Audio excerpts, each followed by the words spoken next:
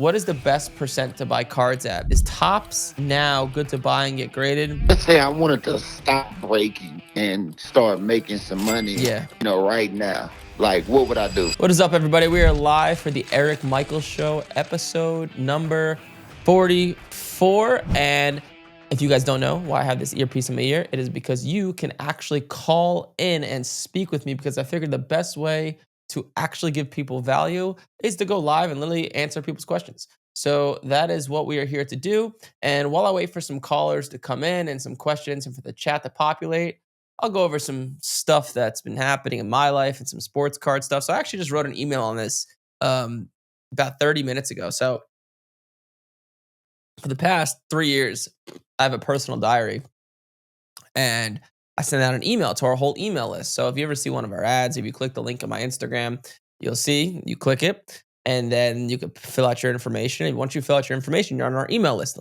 unless you opt out. And every single morning, Monday through Friday, I write an email. And it could be anything about my dating life, family, something I learned, sports cards, anything. It really just, it's like my personal diary. And I wrote this morning who I think is the best buy right now. And don't take this to heart. This is not financial advice. I'm wrong all the time. Like 3 years ago, my favorite buy in the offseason was Zion Williamson, and lost a lot of money there. But usually, I've had a pretty good track record of being right about buying guys in the offseason. And my favorite buy in the football offseason right now is Bryce Young. Let me explain. The guys who go up the most in value are the guys that get the most hype. Okay, so think about this for a second. If you're buying a player and you want to ask yourself, okay, who is going to have the most hype?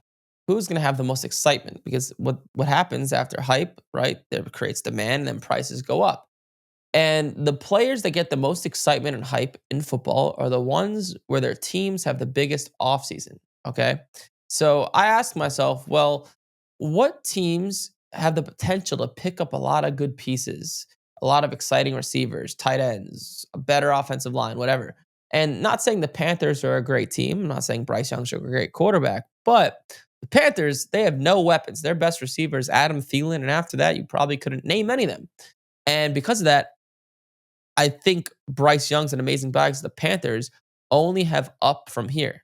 There's no going down. You can't really get worse. And if they just trade or draft or trade for or sign T. Higgins, they draft a receiver, you'll see his value go up. And that's the number one indicator of a player's value going up. And like, they always say in they always say history repeats itself, right? It's a famous saying in life. And check this out. So if we share my screen here, hopefully you guys can see my screen. Yep, you guys can see my screen. But check this out. I want to show you guys something cool. So if we look at Kyler Murray, all right, this is an app called Market Movers. This kind of dictates, or not dictates, but tells you like data and card values and stuff like that. Check this out. Kyler Murray, let's take him for example. I want you to look at this. This is his Silver Prism PSA 10. This is like a very common card of his. And you could see this card was worth about $250 in March of last year. And this card, before the season started, got all the way up to about $400. So it went up like 60 to 70%, something like that. Now, why? If you look right here, this card started to spike. What happened in April of last year?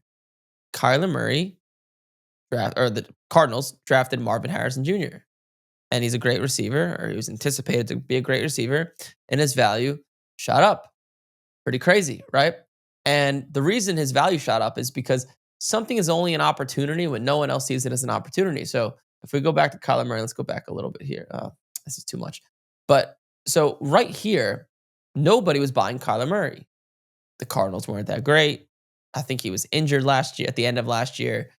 And like I said, something is only an opportunity when no one else sees it as an opportunity. So all these guys like Caleb Williams and Drake May and Jayden Daniels, they're great players, and can their values go up? Of course. But it's much easier to make money when no one else is on someone, right? Just look at the biggest businesses in the world, like Amazon, Jeff Bezos. He got into e-commerce before anyone else because he saw the internet as an opportunity. It's the same exact concept here. If you just follow the hype, it's probably not going to go well for you. Okay, so you have to have the balls to buy guys that no one else is really on. So this is a good example. And another example that I think is really good right now is CJ Stroud. So this is his Silver Prism PSA 10. And you could see how far this card has fallen, right? This card at one point was selling for like for the season $968, almost $1,000. And today this card is worth the last sale at 375. So because of that, in my opinion, it's a great buy. Like, did CJ Stroud play so bad last year where his value got divided by three or should have got divided by three? Probably not, right? It was just overinflated and hyped, and now no one's buying him because everybody is on like look at this. Like, this is insane. Like, you're telling me. I mean, I know like it's exciting, but like uh oh, if we go here. So check this out. So Drake May had a PSA 10 silver sale of $826. Now these cards are hard to grade, but you're telling me Drake May's value is 2 to 3 times more than CJ Stroud? Probably not, right? It's just not. And like I said, these cards are harder to grade at 10, so it's a little bit different. But that's why I think it's a great opportunity. So hopefully that makes sense. And if you guys want, there's a number at the bottom left of the screen. You could call in and I'll answer some questions in the chat as well. So, what is the best percent to buy cards at? So, it depends on what you're doing. So, there's like two strategies to make money with sports cards. There's right buying raw and getting graded, and then there's buying cards already graded and holding them for 2 or 3 4 months, buying them before the hype, and then selling them. So, if I'm buying cards already graded, because I'm buying them already while they're low and I'm anticipating on selling them in a few months, I try to buy them at like 90%. I'll pay strong. I don't really care. When you're buying cards raw to get graded, to show you what that looks like. So hold on, let me share my screen again. So, oh, yeah. So this is the question. LJ loves God. What is the best percent to buy cards at? And so 90% cards already graded if you know what you're doing, you're buying in the off season. And then honestly, if you're buying cards to grade, you could afford to pay close to 100%. And let me show you why. So this is essentially how sports cards work. So if we look here and we share my screen again and we go to here, right? This is fundamentally how sports cards works in like the simplest form, right? So you can buy a card. Oh, yep, there we go. Right? You can buy a card and let's say $100 you spend on the card. And then what you're going to do is if we go over here and we go to PSA, how much does it cost to get a card graded? Well, if we look here, so this is usually the service you're probably going to be using. It's going to be about $20 to get a card graded, right? So grading cost $20. And now if you know what you're doing, right, you want to be looking to get cards graded at PSA 10. This is mainly what you want to be doing, right? So if a card gets a PSA 10, usually in this instance, let's say it'll sell for about 275, and a PSA 9 will be about call it $100.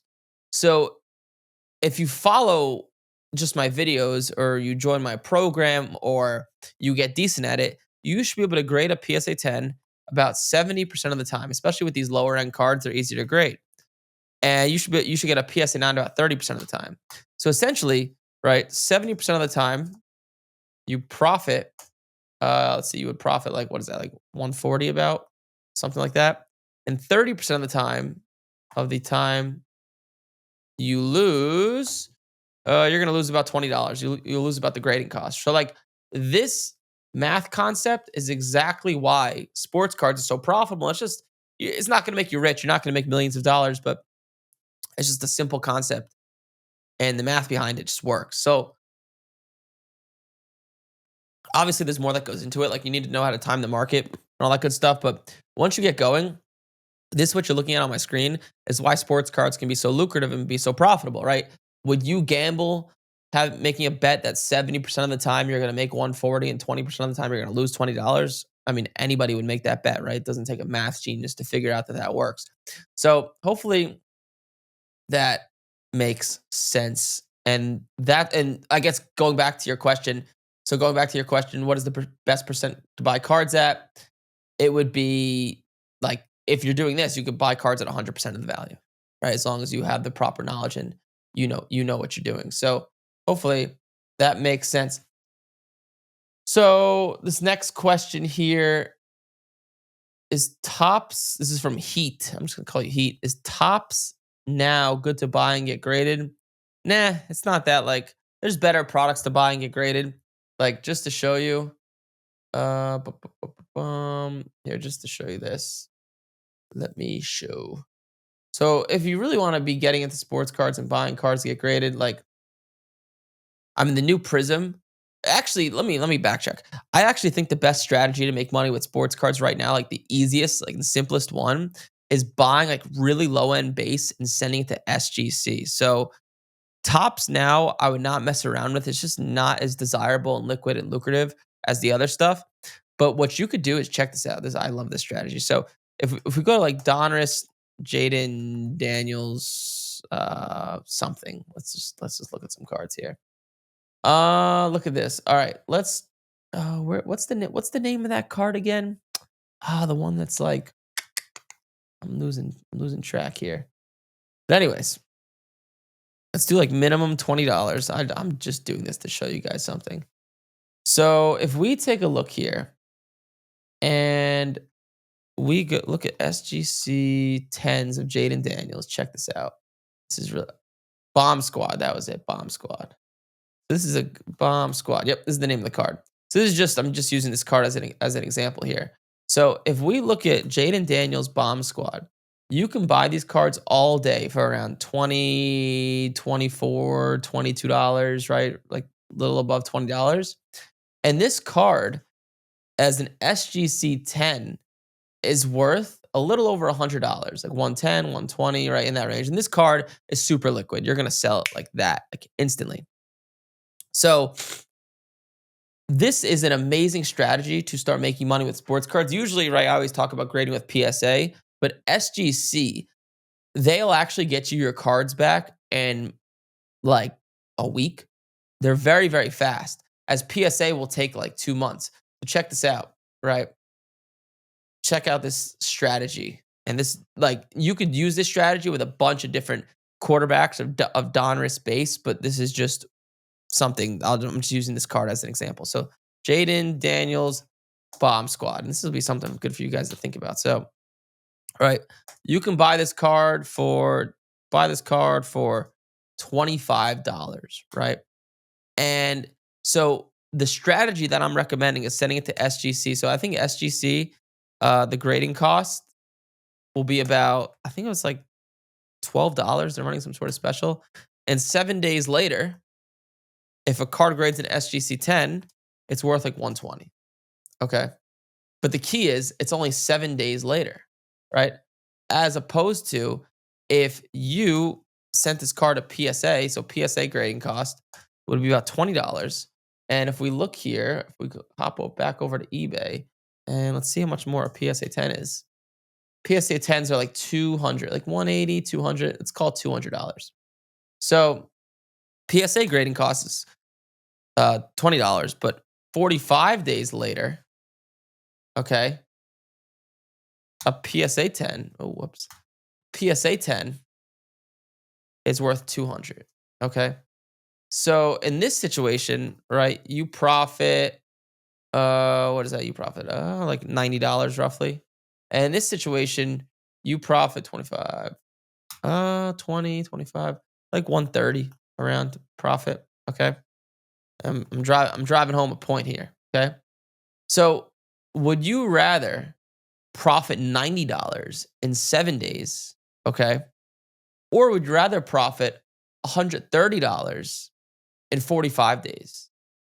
Especially if your cash is limited, the answer should be obvious.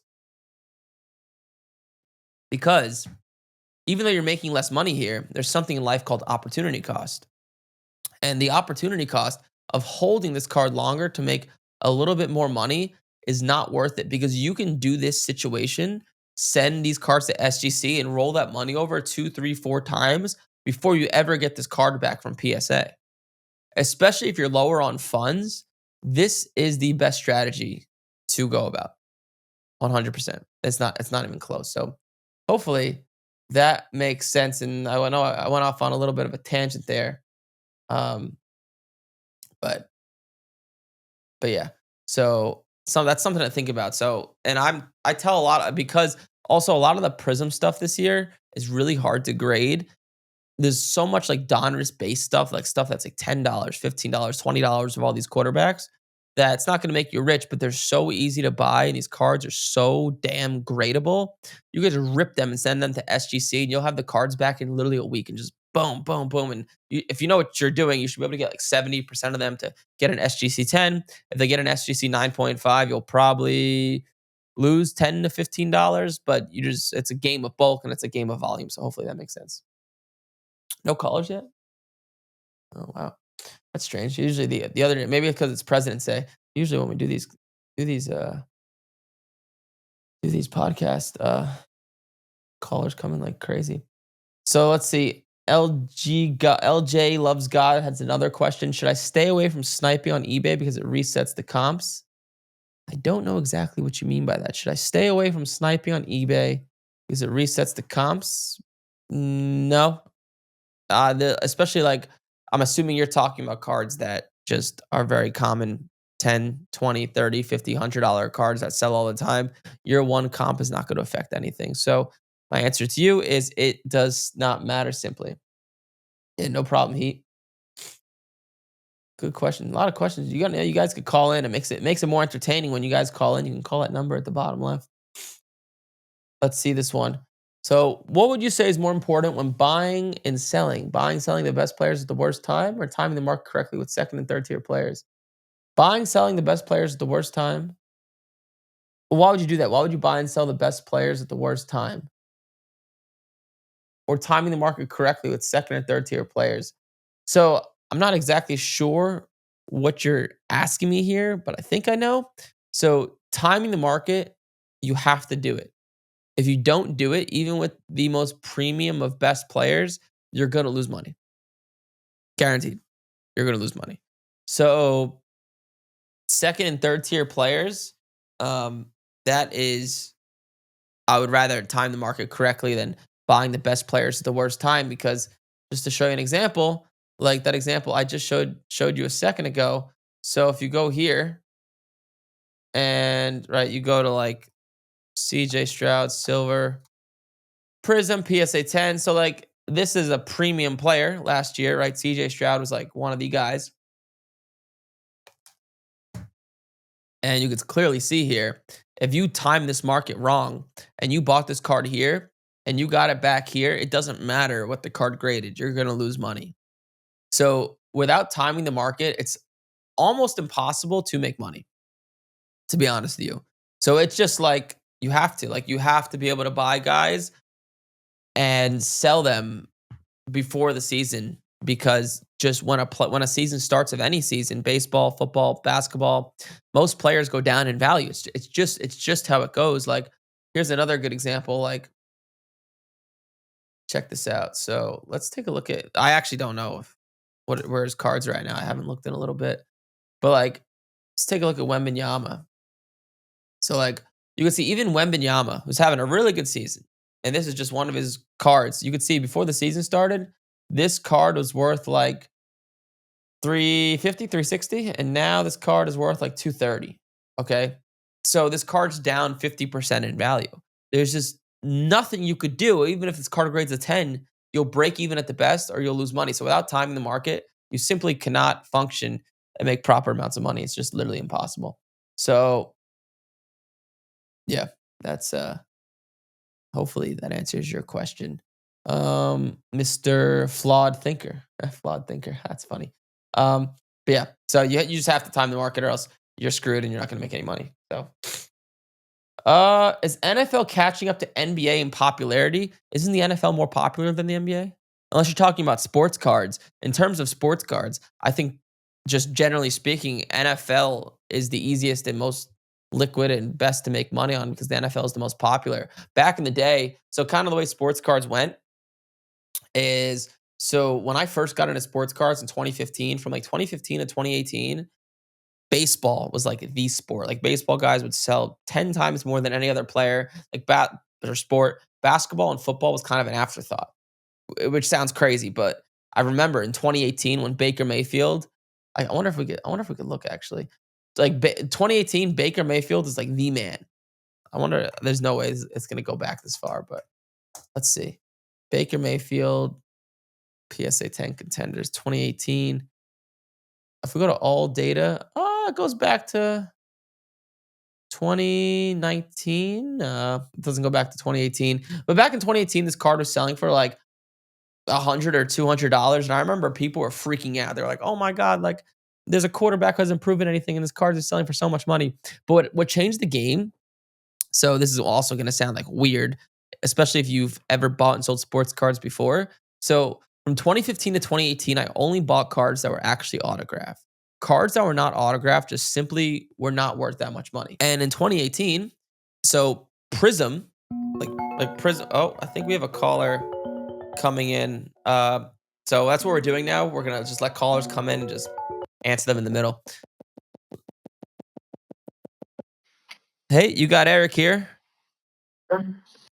What's up, Eric? This is Jay. I'm calling, man, because you have so much problems, breaking. I watch content on social media, Yep. and I see you have so much to say about breaking, man. But that's a big part of the hobby, brother. Like, Yes. I feel like the advice you're giving is it's just making it worse, dude. So, what's up with breaking, man?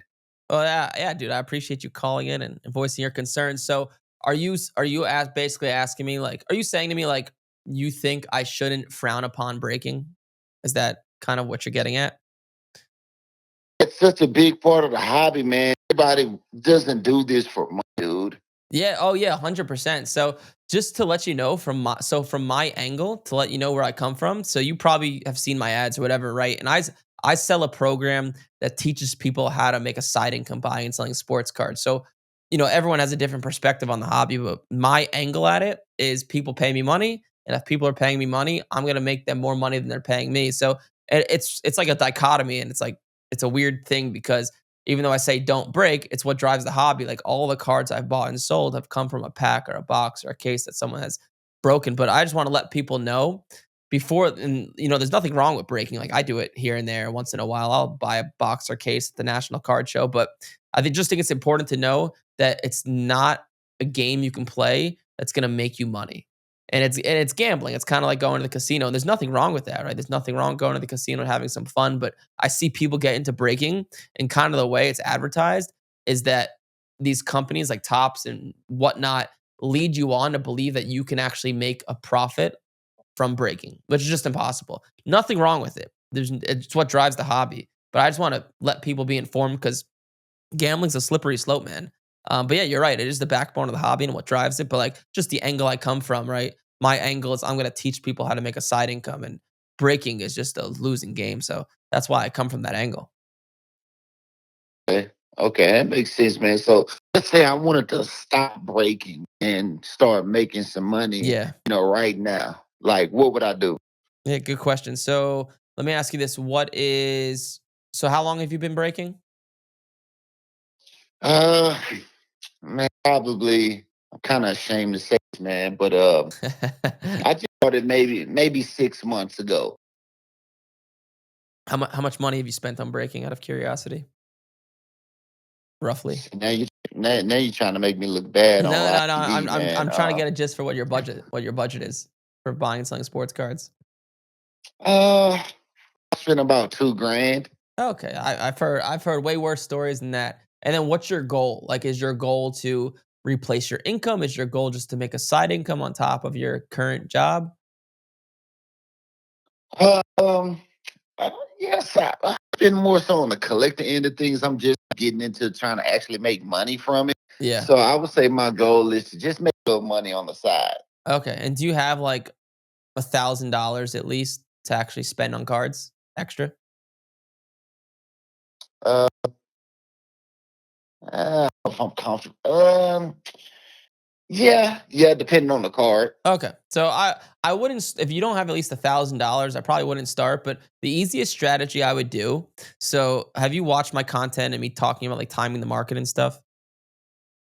Yeah, I've seen something about that. Okay, so this I'm just going to literally tell you exactly what I would do if I was in your shoes. So, what I would do, and the easiest way to make money right now, my opinion. I just kind of talked about it like 20 minutes ago. I don't know. I'm not sure if you're watching this live, but buying these lower end football cards, like these Donruss base cards. So do you know the product Donruss?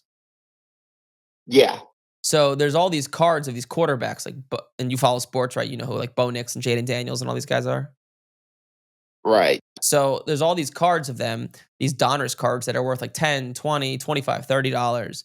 And instead of sending them to PSA, I would actually send them to SGC, the grading company SGC. right. Yeah, I know. I'm familiar. And because SGC, it's like $12 or $14 to get a card graded, something like that. And they'll literally get you your cards back in like 5 days or 7 days.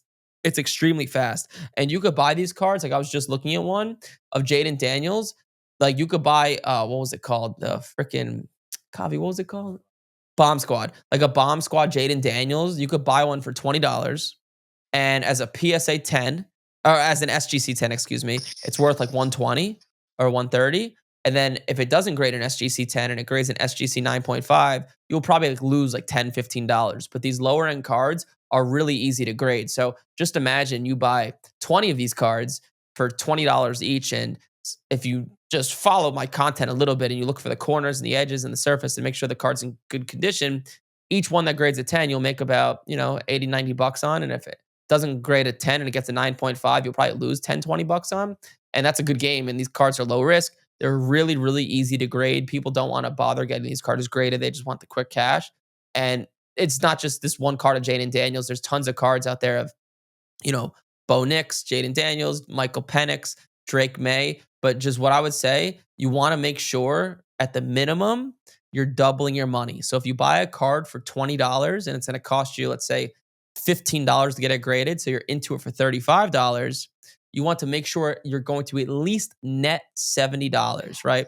You don't want to buy a card and barely make any money if it gets a SGC 10. So you just want to look on eBay at the recent sales to make sure you can do that. Does that make, I just threw a lot of information at you, but does that make sense? Yeah, that makes sense, man. I also wanted to know. So I heard that PSA is like the top grader, but they have such a long turnaround. Yep. So since I'm just starting, should I go with SGC over PSA? Yeah, so that's why I was recommending that strategy because so like go back to that. So like Jayden Daniels, that card I was just talking about, you could send it to SGC. And if it grades an SGC 10, it's worth like 120. And if it grades a PSA 10, it'll be worth about $200. So PSA 10 is worth more than an SGC 10. But the big difference is PSA is going to take a month and a half or 2 months to get the card back to you, and SGC is going to take a week. So you can Mm. buy the card, grade it, sell it, and do that like 3, 4, 5 times before PSA ever gets that card back to you. So the opportunity cost of that card sitting at PSA for 2 months is just not worth it because you could roll over that money extremely quick. So even though PSA 10s sell for more, in your situation, you don't have just, 20, 30 grand and just blow and just send a PSA and just keep buying cards and just having them sit there. So that's why I was recommending the SGC strategy because it's quicker, faster, and the money comes to you quicker. Okay, got you. And one last question, Yeah, go man. for it. So if if if you were in my shoes, Yep. what players are you buying for sure? What? Like whether it's baseball, football, like what players are you buying right now Yeah, yeah, if good. you were in my shoes? Yeah, good question. So, little piece of advice here. So, when a season starts, right? So, baseball starts April 1st, right? When that happens, most players go down in value. It's just how sports cards work. So, because players get overhyped before the season, most players don't perform up to expectations and they go down in value. Like if you just look back in the football season, like look at Bryce Young, Anthony Richardson, CJ Stroud, all their card values are worth less than half. So if you're going to be buying a card and getting it graded, and it's going to be, sitting at the grading company for a few weeks, a week, a month, wherever you send it, you want to be buying cards that have a high chance of being worth more when you get them back rather than less. So I would not buy any baseball or basketball.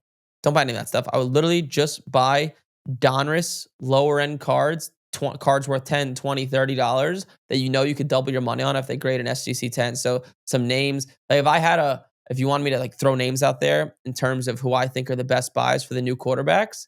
So the number one guy who I like the most, and I'm not saying I like this player the most because he's a great player. I just like him the most because I think his value will go up the most because they have a lot of room for improvement. So I like Drake May the most because I think the Patriots could pick up some weapons in the offseason.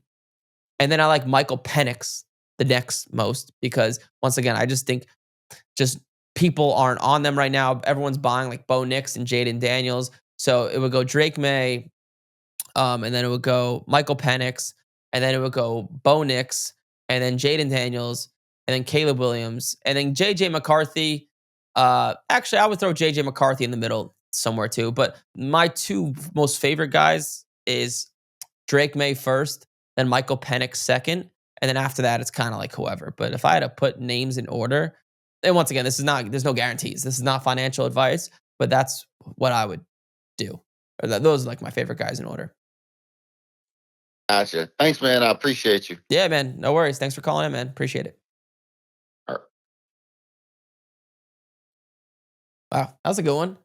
that went from bad to good real quick. I thought he was coming in and just start reaming me about breaking, but then he was actually like, actually, I want to stop breaking and start making money with sports cards. So some of you guys probably have very similar questions to what that guy just asked. Side note, I started dating this girl, and on the weekend she would likes getting coffee, and she got me into Starbucks. And I gotta say, like, Starbucks says like their coffee is just 10 times better than any place else. Like that's why their company is so big. It just literally tastes better.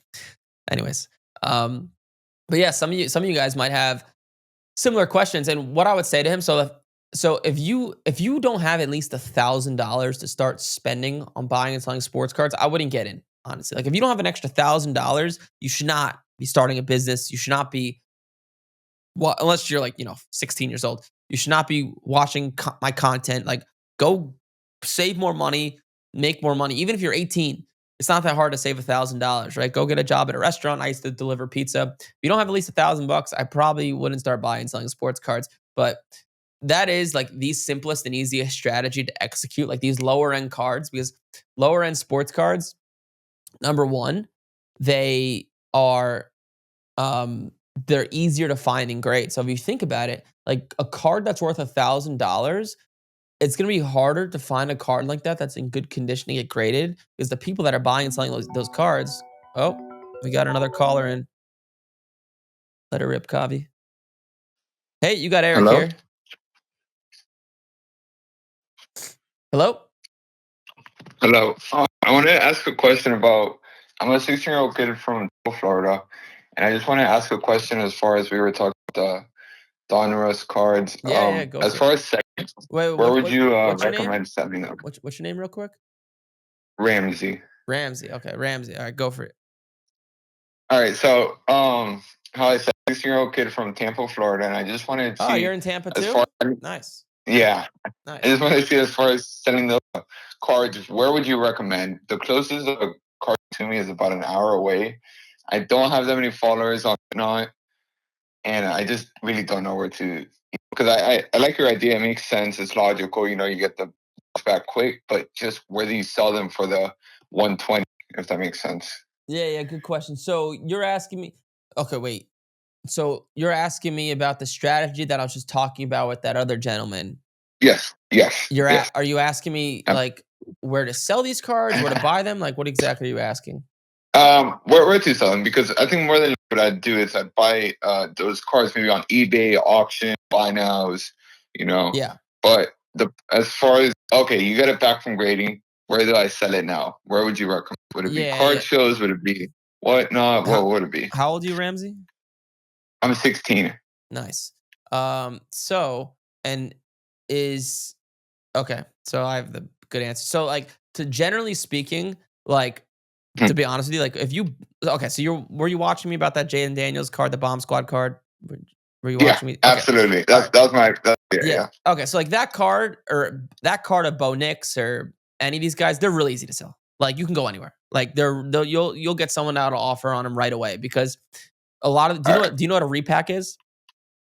Yeah, Absolutely. So repackers are really big in the hobby, and they'll buy those cards all day from you. At like if it sells for 120, they'll Yeah. offer you 110. It's really not Right. hard. However, what I would say I got it. in terms of something that'll help you out in the long term, because sports cards is only getting bigger and you're only 16. Like I started buying and selling sports cards when I was 17, and I used it to pay my way through college, and then one thing led to another. And now we That's have cool, this man. company. Yeah, thank you.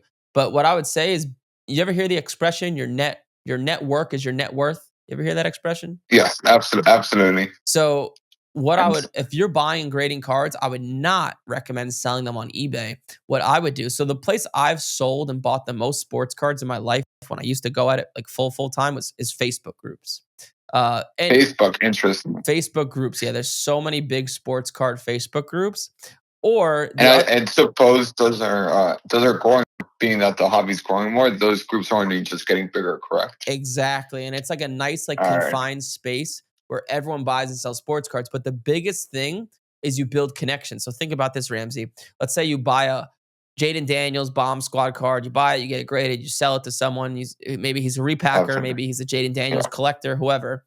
And now you save his information, get his phone number, and save it in your phone or save it in a Yeah. Google spreadsheet. And you keep doing that. You keep building these connections, and in 6 months from now or a year from now, you have so many connections you can buy and sell cards to. Because if you could sell a card to someone one time, you could probably sell to them more than once, right? And building I these remember. I connections. think. Yep. I remember a couple weeks back. I think maybe a couple months back. You were talking about Justin Herbert.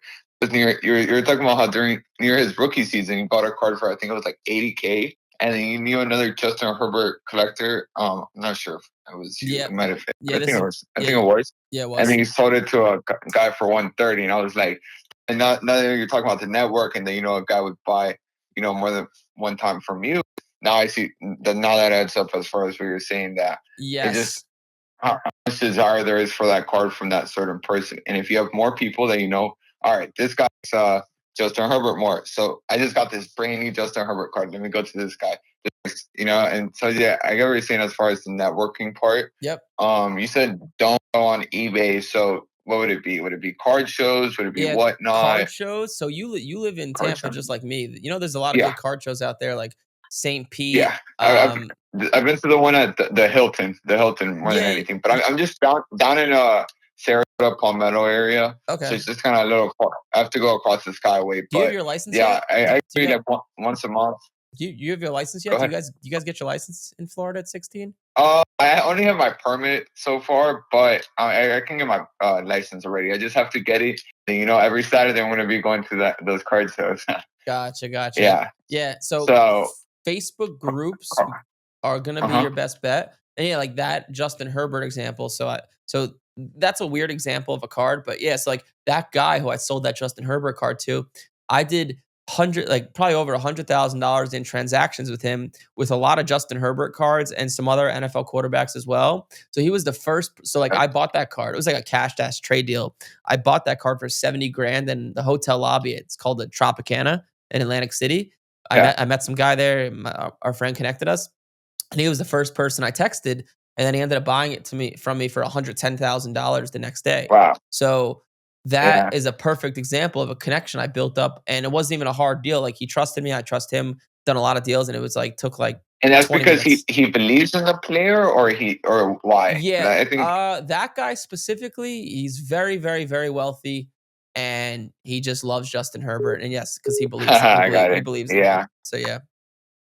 So okay, so then you said as far as to sell those cards once you get it back from SGC, like the bomb squad, and it can be any bomb squad. Drake May, you said Michael Penix, correct? Not well, it could be any bomb squad or any card. You just want to make sure you're at least doubling your money. So if you're buying a card for $20 and you're spending $12 to get it graded at SGC, you want to make sure if it gets a 10, you're at least doubling your money after all fees. So like if you're going to be into the card for, let's say, $35 after everything, you probably want that card as a 10 selling for like $85 to $90, assuming you're going to net 70 after fees. And that'd be the minimum you wanted to sell for. Minimum, obviously, more the merrier. And you want to make sure if it gets an SGC 9.5, you're not losing like $40. You want to make sure like you're going to lose like $10, $20. 10, 50, yeah. I got it. And so then you said, as far as some of those goes, card shows, and then just mainly card shows, right? Because I know when I go to the shows, I see always there's like booths, people buying, selling, and so let's say I bring a couple, SGC 10s and SGC 9s, Jayden Daniels, sell them right there for $110 a pop. The 10s. Yeah. You say Cards like that, you'll be able to sell them right away at those card shows. And then because those are considered liquid, correct? yeah, they're And extremely so liquid. And once you really get going and you really start to build up a yeah, bankroll and you have like 20, 30, 40, 50 of these cards, you can set up at one of these card shows and then you'll really make good money because the best people to sell to are like it'd be the people insane if you walking just around. if you just put in the case just like 40 of the same exact cards, just 10s as Oh it yeah, speed. you'll have someone come to you and buy them all pretty quickly because of repacker because repackers are a big thing. Yeah, or like repackers are the same thing as pool boxes, correct? Or Well, the yeah, same thing as or what? you just pool boxes, right? I've never heard that. I've 'Cause never heard that word before. Pull boxes. it's just like so they have like 100 cards, and then each one is numbered, and you pick a random number. Let's say there's a couple of case hits. You pay $5, so it just depends the Yeah, price, similar like an concept. Yes, auction. similar Yeah. concept. But any other questions? Because we have some other callers coming in. Any other questions you got? No, that was just it, man. I appreciate all the help. Hope you have a nice day. All right, Ramsey. Good luck out there. You too. Thank All right, you. bye. We had another caller coming in, Bobby. Calling him. Oh, we're calling him. Oh, I like this. All right, calling him. Hello. Hey, this is Eric. I just I'm returning your call. We're live on the Eric Michael Show right now. I'm looking at it. Oh, nice. What's up, man? What's your name? My name is Mickey DeVito, Nicky DeVito. You sound like you're from New Jersey or Staten Island. Connecticut. Connecticut. Ah, close. What's up, Nicky? Uh-huh. Listen, I recently inherited some cards, Okay. and they start in the 50s. Wait, Nicky, there's something And going on in the back. what do you mean? Yeah, that's you on speaker. Take it off. That's My name is Mickey DeVito. All right, I'm on now. You're delayed, right? oh, it's because you're watching me. So can you Yeah. mute me on your computer? Because I hear it Yeah. like in the back, or in the rest of Okay. the audience will hear it. Muted now. Yeah, just mute the You computer. got it. Okay, now it's better. Cool. So what's up, Nicky? You inherited cards? Okay. Yeah, and some of them are from the 50s, Yep. 60s, Yep. and some are complete sets, some aren't. Okay. And most of them aren't rated. Some of them are rated. Some of them are rated NM7s. And so I wonder what would you think the best thing to do would be for me? Well, is your goal to sell them and get cash? Yeah, Okay. So I mean I don't want to hold them. what is, if you had a guess, what do you think is the most expensive card in that lot of cards? I have some mantles. I have some mazes. I have some. Do you know what year mantle? Like if you had which one is closest to 1952? Which one's the oldest mantle you have? I don't have everything with me here. Or if you had to take a guess, like do you have any from 53, 54? 52 is like the holy grail. Yeah, I know that's the rookie, right? Yeah. Yeah, that's 51 is technically 51 Bowman is technically the rookie, but 52 Tops is like Oh, the most okay. coveted one. Let's see. No. You could just take a guess. Like, do you have any from 53, 54, 55? Probably 56, maybe. Okay. So, okay. And got it. So, and they are graded or they're not graded? Yeah, some are. Yeah, the mantle's graded. Like I said, they're mint sevens. They've been graded. By what company? Do you know? No, Is it graded by PSA? PSA. Yeah, Oh, it is. Okay. So, I mean, I don't know. You're probably looking at my screen right now. I'll just show you. So, like, for example, just so you could see what every card is worth. So, like, if you have a Yeah. 1956 mantle, you can just type in 1956 mantle, PSA 7, search for it on Oh. eBay. And if you go right here, Mhm. bottom left where it says sold items, click that. And you could see Oh, some- wait, you're on delay. I'm watching you, but you're on delay. Yeah, Oh, let's see. it's delayed a little bit. But then, Yeah. then it'll tell you around what Okay, the card there it sells is. for. Okay. If I go on eBay, and these are legitimate prices because I've gone on with AI. I've gone on with Google, and everybody seems to have different opinions on what the cards are Yeah, worth. you're gonna get slightly different opinions. Like it's gonna vary Hmm. by about 20 to 30% because the way Yeah. vintage cards work, it's not just about the grade, it's also about the appeal. So you could have a 7 that looks like shit and it's Right. like colored bad and it might sell for 1800. You might have a 7 that's Hmm. colored really nice and it's centered well and it sells for Uh-huh. 2700. So but And honestly, some of them I see some of them I see are centered. Some of them there's a little less on one side, and some are. yeah. So But most of them, even the ungraded. What about the ungraded ones? yeah, so this is what I would do with the graded ones. I would send them to Yeah. consignment. So like you Uh-huh. could send them to like you could look this up on Google. Like Probstein 123 is a big consigner, or DC Sports 87 or PC Sports Cards. You could just send your cards to them. Uh-huh. They'll just auction it for you on eBay, and you'll get about depending on what the card sells for, about 90% of what it sells for. You'll net. So that's the Uh-huh. easiest way to get rid of those. And then the ones that are not graded. So Yeah. you, it depends on. So okay, so I it's think hard they're for in good shape. I mean, to me, they look like they're in good shape. yeah, you just want to make They just haven't sure been. you're at least doubling your money if you're going to send them in for grading. So for example, let's say you have some random card of Willie Mays. If you're going to spend Right. $20 at PSA to get the card graded, it's going to take about 2 months for it to Right. get back from you. You want to make sure Yeah. if you think the card's a PSA 3, for example, you want to make Hmm. sure a PSA Yeah. 3 is going to be worth at least like 50, $60 to make it worth your Right. Well, time. from what I've seen, they start at the sevens where they start getting more valuable. Yeah, so grading a card a 7 that old is very hard. Just to put it in perspective, I don't mess around with Hmm. vintage cards that much, but the one big Hmm. lot of vintage cards I had, I graded like Yeah. 300 of them, and these were expensive cards. They were all like Right. low 50s, Mantles and Hank Aaron's. I only had Hmm. one card grade above a 7. It was actually an 8 of Willie Mays. All the other cards Uh-huh. are graded 2s and 3s, and 4s. Yeah. So like they're hard to get Really. 7s. They're really hard. Yeah, I So know. I mean, the eights are like unbelievable in price, and nines and yeah, tens are just it goes up exponentially. ridiculous. It goes up exponentially Yeah. because it's so rare for that to happen. So just keep that in mind. Like if I was sending those cards in for grading and I was determining whether I should do it, I would prepare for Mm. worst case scenario. Like if you think it's a 7, Right. pretend it gets a 5, and make sure you're going to double your Uh huh. money.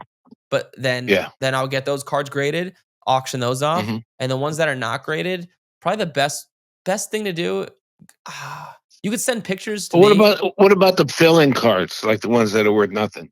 What do you do with those? Yeah, you could what I did with those, once again, I don't mess around with vintage cards that much, but what I did with those is you could bulk them together, like, 100, Yeah. 200, 500 of them, whatever you got, and just put them in a Uh-huh. Facebook group or bring them to your local card shop, and there's probably a local collector that'll take them off your hands. People buy those cards all the Uh-huh. time. They're really easy to get rid of. Anything Hmm. below 1969 is pretty easy to get rid of. Cards from the 70s and 80s and 90s are junk and no one wants them. But if you Yeah. have stuff Hmm. from below 69, because people are looking to like fill up sets and they just like that stuff, um, just put them together and just go to your local card shop or send me a picture and I'll just tell you what to do with them. Yeah. Most of these are 50s and 60s. Okay, so yeah, it's really liquid. You just want to make sure you're going to maximize your money. It's hard for me to get a gauge, but if you have any questions, like Yeah. if you're not sure what this mantle will grade, I can give you my best guesstimate if you send me a picture on Instagram. Uh-huh. Without a picture, obviously, it's really hard for me to Yeah. determine. Hmm. No, I Yeah. know. Does that help you out? But yeah, I mean, it's just it's like an insurmountable thing in front of me. You know what I mean? It just Yeah. seems like it's such a big undertaking. Yeah. And It could be a little stressful. Where'd you get the cards from? a friend of mine passed away. Okay. I mean, I could honestly, yeah, because you're not like in cards, so knowing what to do with them is not too No, easy. no, exactly. I mean, the only way I know is like I said, I would go on eBay or one of Yeah. them and What put what's this worth? what town do you live in Connecticut? Stanford. Okay. Oh, okay. So you're in a populated town. So I'm just looking something up on Google. Yeah. Yeah, I have family that lives in Burlington, Connecticut, small town. Oh Um, yeah, that's near Vermont, right? yeah, it's closer to Vermont. Or Massachusetts. I mean, Yeah, so I would go to like I'm looking here, like is Norwalk close to you? yes. So there's a place called Skybox Trading Cards and Collectibles. I would go there. So like I would take the shitty cards, the junk ones that aren't worth much, bring them to Skybox Collectibles and see what they say, or send me a picture. Then the ones that you think are worth grading, send them in for grading. And then when those cards are graded, just send them to consignment. Like, and I'll just are you watching my screen right now? Yeah. Okay, so I know it's a little delayed here, but I got it off. I can't hear you. you don't have to hear me, but like for Okay. example, I've used this guy a lot, DC Sports 87. He's a consignment guy. I get nothing from this, but you could send your cards to him, and he has a huge eBay store, and he will sell everything, all the graded ones. So I would send the graded ones here. If you're just looking to get rid of them, he'll auction them. He'll wire you the money right when it's done. And then the ones that are shitty, not worth getting graded, put them all together and bring them to your local card shop or send me a picture. So let's see. So if I get the best cards, you know what? Let me just 1 second here. I got 57 box right next to me, and these are graded.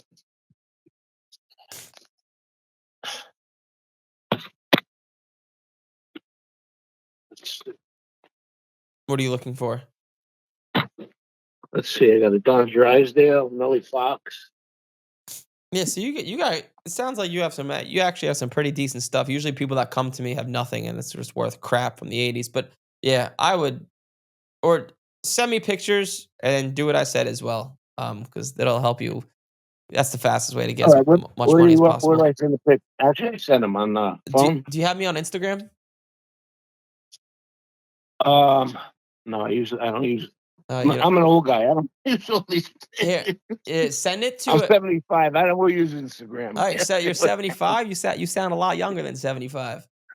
Yeah, 75. Yeah. Okay. So here, email them. Email them to info@majorleagueprofits.com. And just email me pictures. Here. Email.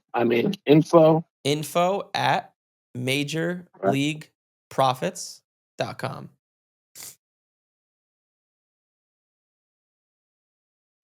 And I'll get back to you. My assistant is the one that checks that email, but I'll tell her to look out for the email, and I'll take a look at it and respond to you. Enforce. INFORCE. Oh, info. Info. Yeah, info. INFO at majorleagueprofits.com. Okay. Profit or it? Profits, plural, with an S at the end. Yeah. Okay. All right. So if I take pictures of these and email them to you. Yep. I'll help you out. Take a look at them. I'll personally help you out. Right. Hey, I appreciate it. Yeah, no problem, man. Thanks for calling in. I appreciate you calling in. Thank you. All right. Bye-bye. That was a good one. That answers some of the questions in the chat. That guy was 75. That guy sounded way younger. He sounded like he was like 45. Let's see. We got some questions in the chat here. Let's see. There's a bunch of them. Okay, let's go with this one. I didn't read this. Hey, Eric, why do most people sell NFL QBs before the season starts? Is there lots of risk during the NFL season? Appreciate all you do. Yeah. So just like think about this, right? Oh, we're getting a new caller. Right? I'll come back to this in a second. A lot of questions. I'll come back to this in a second. Rip it, Kavi. You got Eric here. Got Eric speaking. Hello. Hello. Hey, what's up? What's your name? What's up, man? PC. PC. What's up, man? Nice to meet you. Yeah. What's up, bro? Quick question. How do you when you're selling cards, you always mention you try to sell like 90%ish. Yep. I know you focus on Facebook and social media and even card shows, but how do you I always find people that want to buy it like 75%, 85%. Yeah. And then, even with time in the market, sometimes how do you, know when maybe you should just start a dollar auction on eBay, just kind of let the market decide. And because people always try to use comps and the comps might be old or, Yep. So, yeah. So what I would say is if you can only find people that are going to offer you 75, 80%, you're buying the wrong stuff. So do you have an example of a card that you can't sell? No, I mean, I feel like almost all my stuff. I do have, not super high end stuff, like, but stuff that's worth like $300, $500, like, Paul Skeens out of 99, Give me an example though. Gemman, Like Paul Skeens, I don't know what card is it specifically. or like a Aqua Ray Wave, Gemman 10. That one's Tops out of Tops Chrome, that one's Bowman Chrome. Bowman Chrome. What year? Last year, so 2024. 23. I mean, of Skeens or 24? 24. 24. So are you watching me on your computer right now? Or Um, you're not because you're on the phone. I'll watch the recap. Uh, I was watching on my phone, but okay. So that card yeah. of Paul Skeens. So what'd you pay for it? Well, I got it. I paid little, $50, and then I got it graded. Got a 10. And this is the one of him like throwing the ball, Yeah, right? And it's yeah, number yeah. to 150. Well, no. So, I have another one that's out of 99, but this one's I think out of 299 Oh, or 299. 199. 190. No, 199. sorry, 199. 199. Yeah, Wait, I'm just looking up the card to actually know what that. Oh, awkward. Okay, gotcha. Awkward. And you paid 50. So I see a 10 here on eBay. I'll share my screen so you could see this on the recap, just so everyone could see actually exactly what I'm talking about. So this is the card he's talking about here. And so this card, there's a sale of like 186, 189. And what are the best offers you're getting? I mean, people are wanting to pay like 160, 170, and Well, that's good. so for me, That's well, 90%. yeah, I should have had more examples, but I feel like anytime I go to card shows or um, this was an example of that price range, but I've had like Black Pandoras, Yeah. Tiger Prisms, and Zebra Prisms of like Curry, LeBron, and people just want to pay 85, Yeah. 75. Okay. So let me throw this at you, and I'll tell you the exact problem. So I'm gonna use that Paul Yeah. Skeens card as an example. Okay. Think about this: Hmm. when you buy a card and you get it graded of Paul Skeens, who are you most likely selling that card to? Probably some sort of Paul Skeens collector, right? Yeah. Yeah. Now, if you're a Paul Skeens collector, put yourself in his shoes.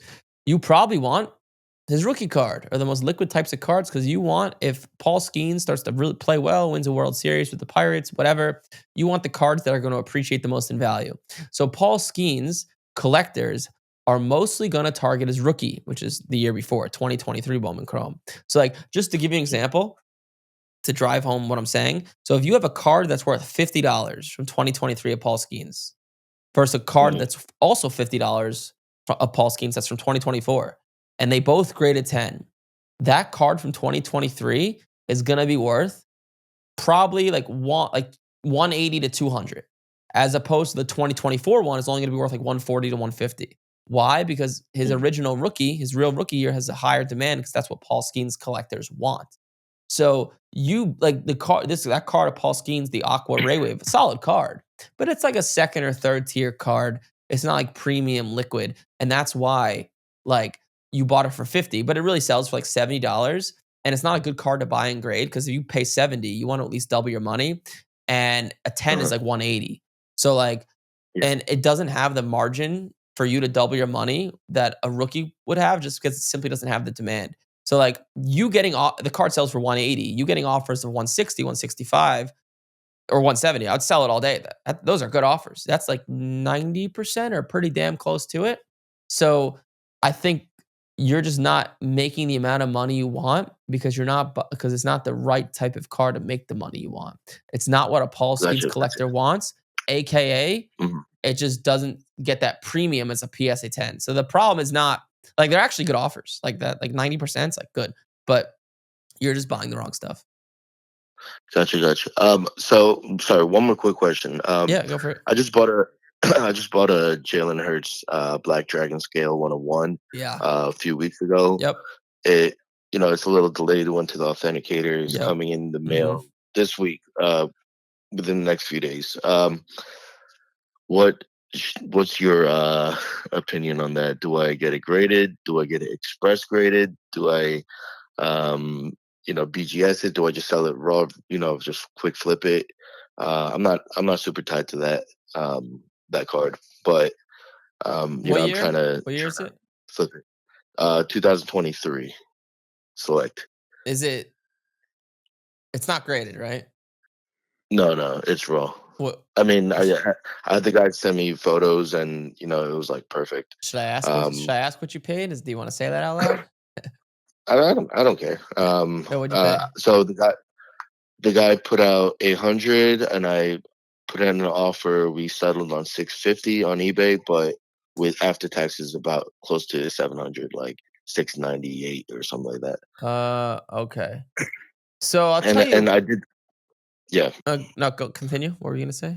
Yeah, so I bought that because I saw a similar Kelsey that sold for, I think, like 1,500 or something like that. I have to check 130 point again, and then I saw a Joe Burrow that sold for 2,000, and these are not best offer. They were actual sales, and I was like, I think I could quickly flip this. Yeah. So yeah, what are your So thoughts? I would not get it graded because grading a one-on-one doesn't matter too much. This is Mhm. so this is what I would do. So number one piece of advice for the future: a one-on-one card. Try to not ever buy on eBay. Do you know how to take someone off of eBay? I probably shouldn't be saying this out loud, but do you know how to take someone off of eBay? How did what? How to take someone Take off of someone? Yeah. eBay? Oh yeah. With the Yes. screenshot. Yeah. Yeah. So try. Are you in my program? Yeah. No. I just watched like a lot of your videos, Oh shit. Okay, I and was gonna say you sound like you're in the program. But okay, yeah. So take them off of eBay. So whenever you buy like for example, I'll never buy a one-on-one card on eBay. I don't want people to see what I paid because that's what people are gonna yeah. look. They're gonna look to see that. So like you wanted it to be mysterious. So next time you'll probably make money on the card. It sounds like don't buy it on eBay. Take them off of eBay. Uh, Send them money through PayPal. You'll still be protected. And now you bought that card for $700. You could hit someone over the head for 1,500, 2,000. A lot of money. But now you can't do that most likely because they're gonna look on eBay to see what you paid. So that's number one. Then number two, what I would do, I would try to flip it quickly, put it in some Facebook groups or go to a card show, whatever your method of selling is. I'd give it 7 days, and then mhm. I think you'll probably be able to flip it. I would try to aim to make like $300 to $400 on it, and if you can't, then I would Mhm. send it into PSA, Gotcha. and then try to do it again. That's what I would do with that Gotcha. specific card. But just for the future, never like this is just what I do. Never buy a one-on-one on eBay. You don't want people to see Yeah. what you paid. Yes. Yeah, for sure. I mean, I bought it because he actually wrote like, Jalen Hurts Eagles a lot, and had like 5 cards in the picture. So I was like, oh, it won't be listed as that card, because it was supposed to be like 5 or 6 different cards. Yep. And then I guess it got listed. So yeah, I learned my lesson, but I appreciate it, man. Yeah, no worries. Yeah, but it sounds like you paid cheap. You'll make money on the card. Any other questions?